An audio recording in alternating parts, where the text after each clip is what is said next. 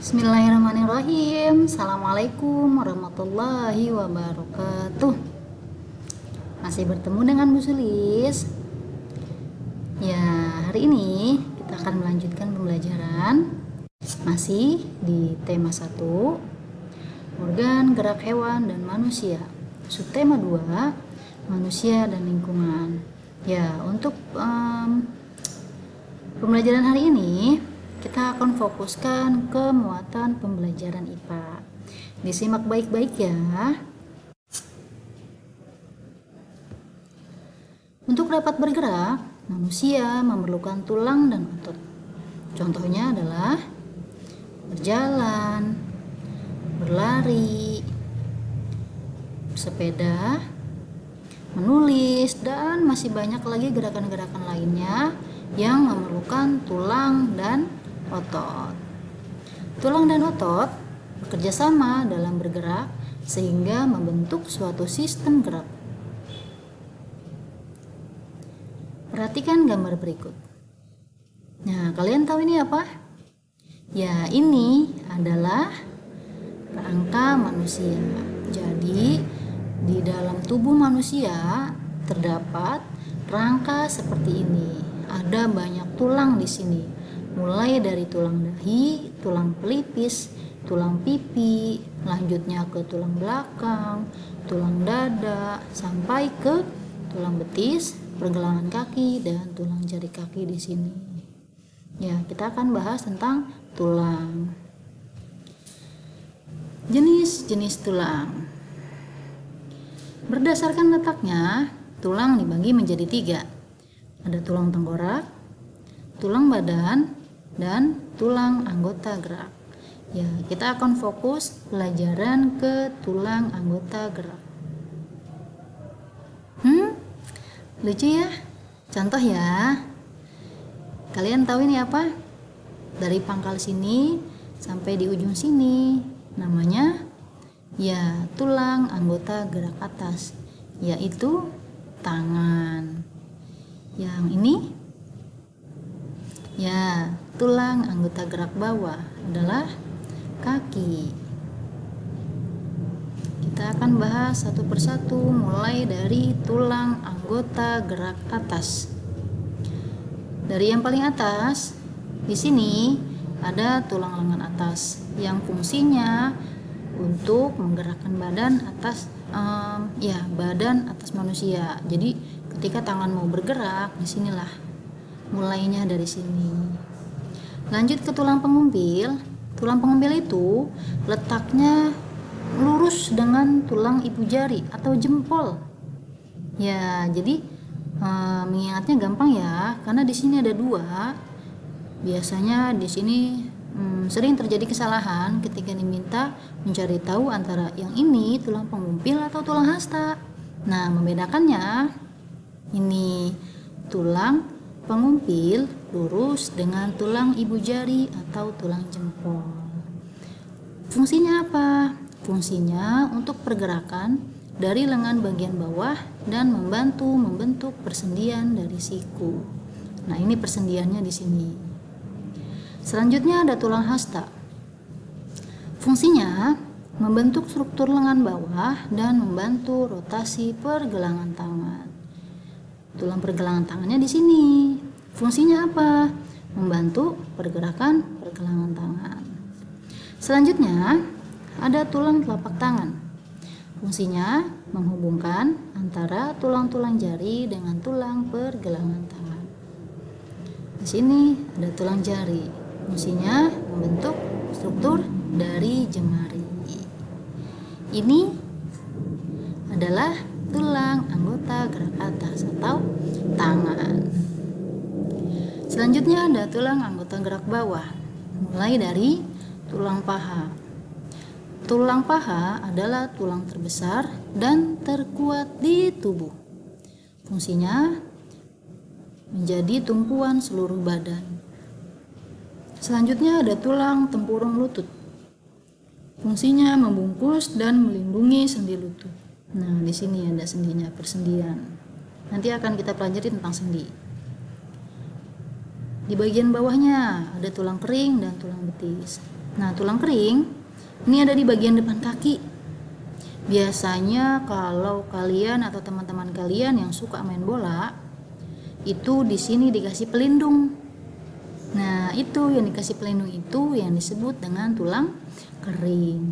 Fungsinya apa? Fungsi tulang kering menyambung lutut dengan bagian pergelangan kaki. Di belakang tulang kering ada tulang betis yang fungsinya melindungi bagian kaki, meletakkan bagian lutut, menopang berat badan, dan memberi kekuatan pada otot saat bergerak. Itu ya. Di bawah ada tulang pergelangan kaki yang fungsinya menggerakkan kaki ketika berjalan. Tulang telapak tangan yang fungsinya mendukung pergerakan dan keseimbangan manusia. Dan yang ini adalah tulang jari kaki. Lanjut. Pengelompokan tulang berdasarkan bentuknya. Ada yang bentuknya pipih, ada yang bentuknya pendek, dan ada yang bentuknya seperti pipa. Nah, ini contoh bentuknya. Yang seperti pipih itu begini. Ya, ini yang tulang pendek, dan yang ini namanya tulang pipa. Contohnya, tulang pendek, tulang pergelangan tangan, tulang pergelangan kaki itu ukurannya lebih pendek, jadi bentuknya pendek.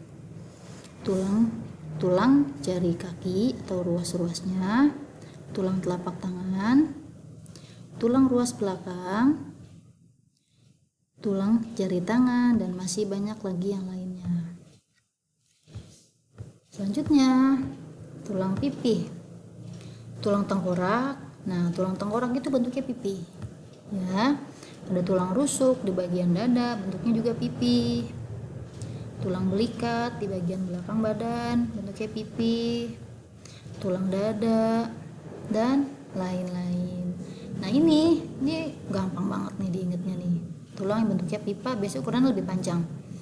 Tulang paha, apalagi tulang betis, tulang kering, tulang lengan atas, tulang pengumpil, tulang hasta, betul, dan lain-lain.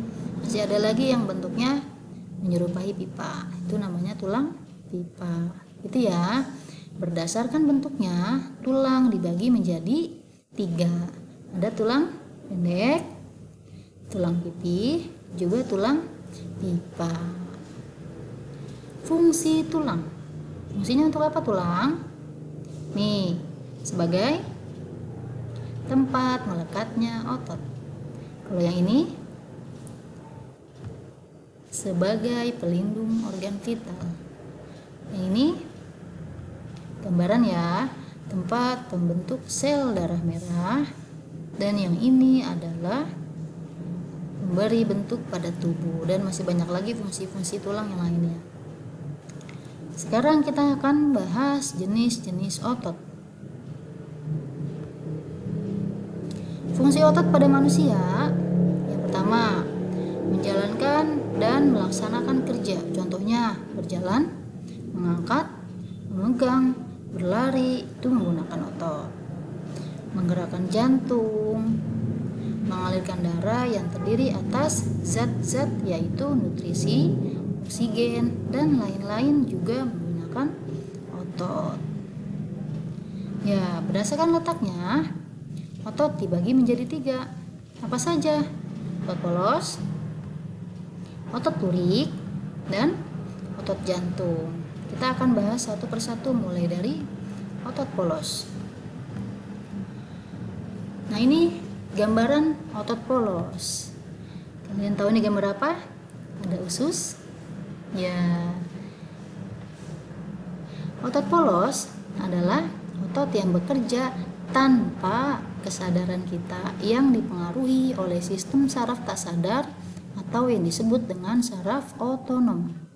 Otot polos dibentuk oleh sel-sel yang berbentuk gelondong, di mana kedua ujungnya runcing dan mempunyai satu inti sel. Gitu ya. Jadi bentuk di sini tuh namanya gelondong ujungnya. Nah, ini runcing. Jadi nanti ada perbedaan di bentuknya. antara otot polos dan otot-otot lainnya. Ciri-cirinya apa? Yang pertama, terletak pada organ dalam. Yang kedua, pergerakannya lambat dan mudah lelah. Yang ketiga, tidak diperintah atau dipengaruhi oleh otak. Jadi dia bergerak dengan sendirinya. Yang keempat, berbentuk gelondong atau seperti perahu. Ya, otot polos biasanya berada pada bagian usus, saluran peredaran darah, dan otot di saluran kemih. Jadi mereka bekerja ya udah bekerja aja tanpa kita suruh. Misalnya, darah silahkan kamu mengalir. Nah, nggak gitu kan? Jadi dia bekerja tak diperintah atau tak dipengaruhi oleh otak. Itu ya. Biasanya ada di bagian organ dalam tubuh manusia. Nah, berbeda dengan otot lurik. Ini bentuknya beda kan dengan yang tadi. Otot lurik adalah otot yang bekerja di bawah kesadaran kita. Otot lurik disebut juga otot rangka karena menempel pada rangka manusia. Ciri-cirinya: 1. Pergerakannya cepat dan mudah lelah. 2. Bekerja secara sadar dengan perintah otak.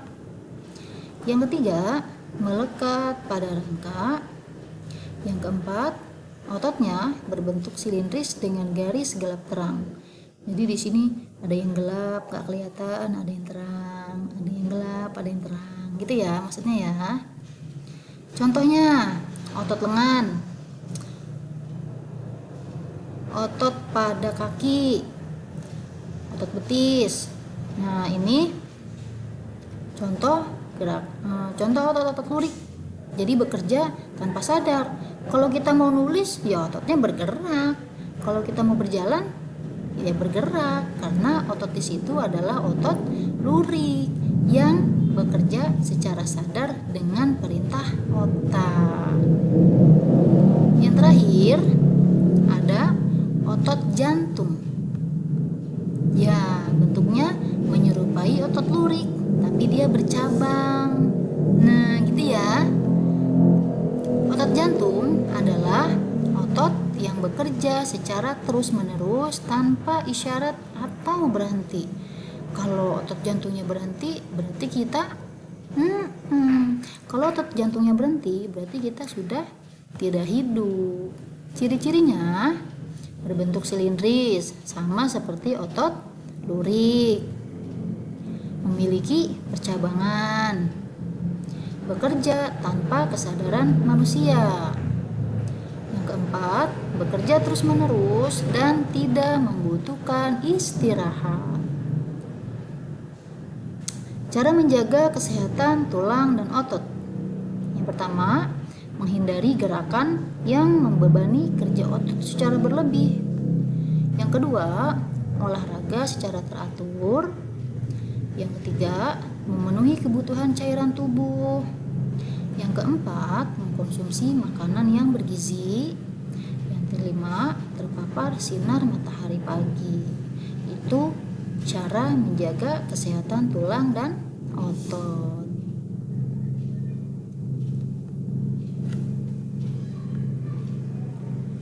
Selesai. Terima kasih sudah menyimak video pembelajaran kali ini sampai selesai. Sampai bertemu lagi. Bu akhiri. Assalamualaikum warahmatullahi wabarakatuh.